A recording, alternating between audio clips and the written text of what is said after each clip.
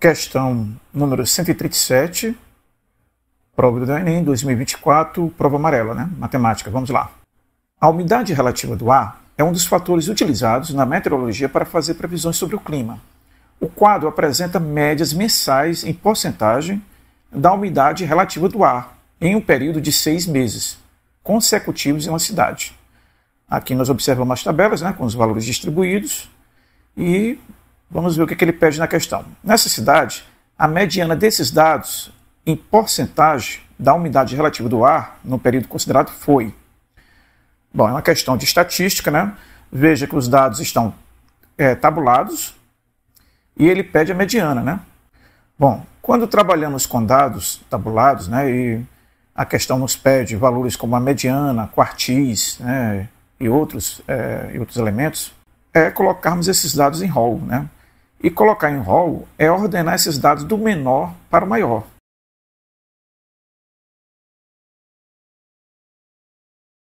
Agora que temos dados em rol, né, perceba que a quantidade de elementos dessa sequência, né, é uma quantidade par. É o que nos leva a entender que não existe um termo mediano. Se aqui tivéssemos uma sequência, né, com uma quantidade ímpar, a mediana coincidiria com o termo central. Em casos de sequências, né, com quantidade de valores pares, nós pegamos os dois termos centrais, né, que fazem a equidistância tanto com os elementos à esquerda como os elementos à direita. Nesse caso, os valores são 60 e 64. Ao pegarmos esses termos centrais, para encontrarmos a mediana, agora temos que fazer a média aritmética, né? E a média aritmética é a soma desses valores no numerador dividido pela quantidade desses numeradores, né? No caso, como são 60 e 64, né? Somamos e dividimos por 2, encontrando assim o valor de 124 dividido por 2, que resulta em 62. Essa é a mediana. Logo, a questão é a alternativa E, de escola. Continuando aqui, vamos agora para a questão de número 138. Uma empresa de engenharia foi contratada para realizar um serviço no valor de R$ 71.250. Os sócios da empresa decidiram que 40% desse valor seria destinado ao pagamento dos 3 engenheiros que gerenciaram o serviço. O pagamento para cada um deles será feito de forma diretamente proporcional ao total de horas trabalhadas. O número de dias e o número de horas diárias trabalhadas pelos engenheiros foram, respectivamente, o engenheiro 1 trabalhou 4 dias, numa jornada de 5 horas e meia por dia, o engenheiro 2, 5 dias, numa jornada de 4 horas por dia, e o engenheiro 3, 6 dias, numa jornada de 2 horas e meia por dia, né? Bom, então para começarmos, né, nós temos que calcular os 40% desse valor, né? Porque esse cálculo nos resultará num valor que este é o que deverá ser distribuído, dividido entre os engenheiros, né? Diretamente proporcional ao tempo em que cada um trabalhou. Então, nós temos 40% de 71.250, né? Esse cálculo é um cálculo simples, né? Pegamos o 40%, convertemos em fração centesimal, ficando 40 sobre 100, multiplicando, né, por 71.250. Agora eliminamos os zeros, resultando assim em 4 vezes 71.125, o que resulta em 28.500. Ou seja, 28.500 é o valor que deveremos dividir entre os engenheiros, né, de acordo com o tempo que cada um trabalhou, né. Bom, então temos que o engenheiro 1 trabalhou 4 dias, né, numa jornada de 5 horas e meia por dia, né. Vamos aqui calcular o total de horas que esse engenheiro 1 trabalhou, né, porque assim, para calcularmos isso, né, sabermos fazer, digamos assim, a divisão correta, nós teremos que deixar o tempo de cada engenheiro na mesma unidade, né, na mesma unidade de tempo, né. Então, vamos converter o tempo total de cada um em horas, né. Como o engenheiro 1 trabalhou 5 horas e 30 minutos, né, por dia, e sendo um total de 4 dias, nós pegamos os 4 dias e multiplicamos, né, por 5 horas e 30 minutos, que é o tempo que ele levou, né, em cada dia trabalhado, resultando assim em 22 horas. O mesmo procedimento fazemos agora com o engenheiro 2 e o engenheiro 3, resultando então o engenheiro 2 no total de 20 horas trabalhado e o engenheiro 3 num total de 15 horas trabalhado. Agora, vamos calcular a constante de proporcionalidade, que é o valor total que tem que ser dividido entre os engenheiros pelo tempo total, que será a soma dos tempos de cada engenheiro. Assim a gente vai encontrar o valor, a constante de proporcionalidade. Logo, ficará 28.500 dividido por 57, que é o tempo total, né, na soma do tempo gasto pelos 3 engenheiros, resultando então em 500, ou seja, R$500 é o valor, né, associado a cada hora trabalhada, é a constante de proporcionalidade.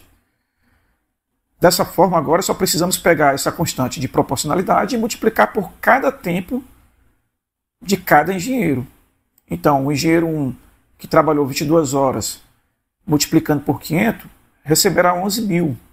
O engenheiro 2 receberá 10.000, que será 500 vezes 20, e o engenheiro 3, que trabalhou 15 horas, né, multiplicando por 500, receberá 7.500. Aí veja, vamos analisar o que ele pede na questão. Qual a maior diferença em real entre os valores recebidos, né, por esse serviço entre 2 desses engenheiros, né? Bom, então vamos fazer as diferenças agora, né, entre cada par de engenheiros.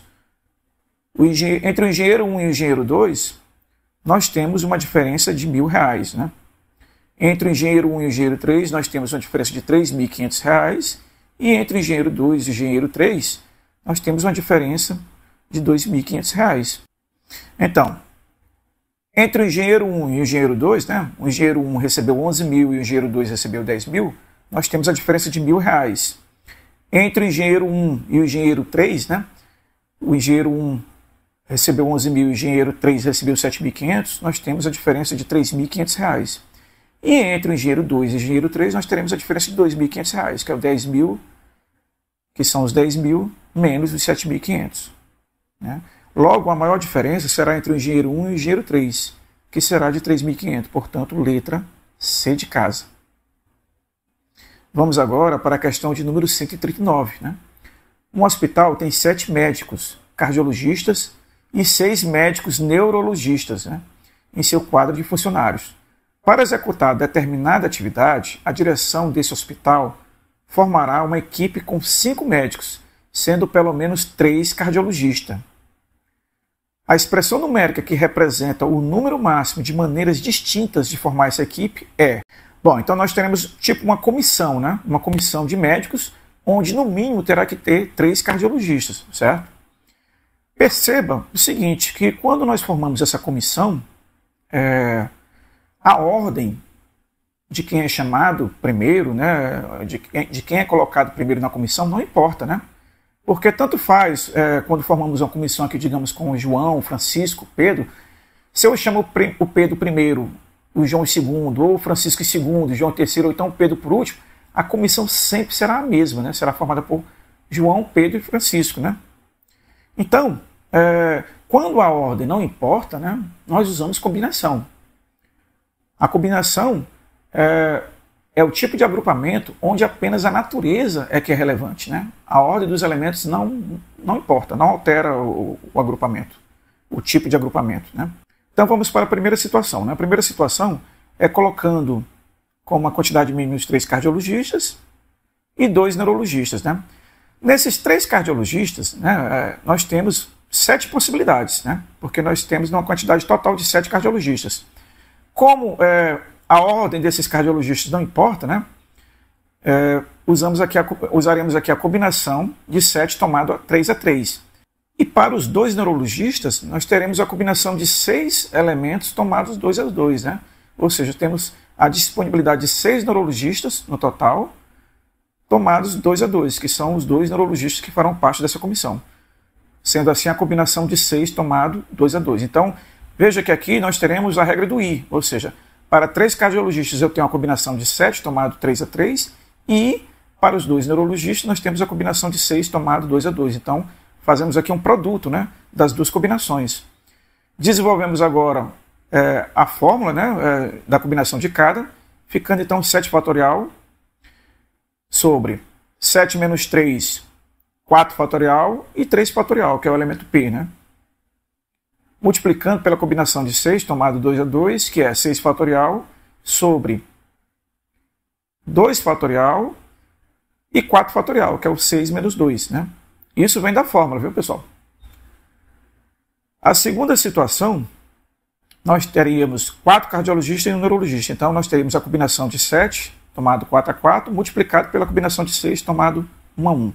Desenvolvendo a fórmula aqui das combinações, teremos 7 fatorial sobre 4 fatorial multiplicado por 3 fatorial, vezes 6 fatorial sobre 1 fatorial vezes 5 fatorial. Né? E na terceira situação, nós teríamos os 5 cardiologistas formando toda a comissão de 5 médicos e nenhum neurologista, ficando então a combinação de 7 tomado 5 a 5 vezes a combinação de 6 tomado 0 a 0.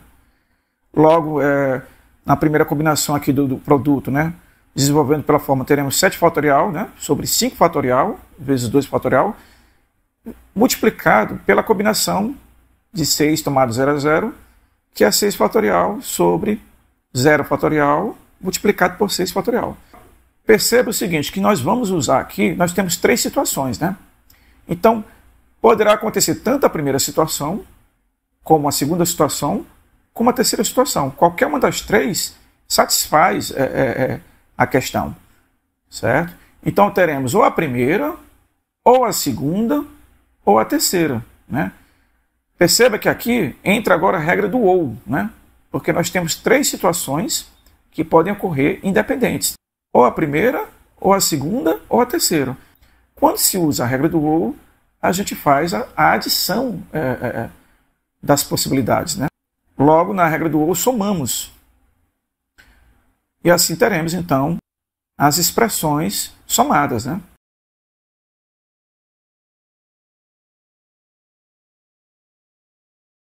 Ao obtermos a expressão final, né, com as somas das possibilidades, e analisando as alternativas, percebemos que a letra E é a alternativa correta da questão.